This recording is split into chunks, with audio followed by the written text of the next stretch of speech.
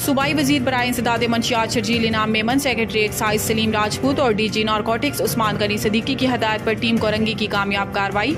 Korangi Landhi road नज़ Korangi number 1 bus stop जिला कोरंगी कराची से कोकेन के डीलर गिरफ्तार कर लिए गए। गिरफ्तार शुदा मुल्जिमान की शिनाख्त बाबर अली वाल्द रहमत अली के नाम से हुई।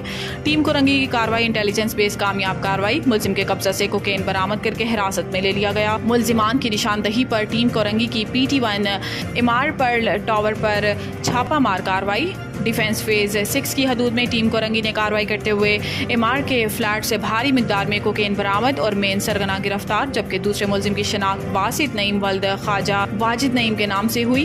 कराची मुल्जिम के कब्जे से कार मेकर ऑडी A6 भी कब्जा में पुलिस में ले ली गई। मुल्जिमान लाहौर के रिहायशी हैं और अरसा दराज से लाहौर से कोकेन कराची सप्लाई करते थे।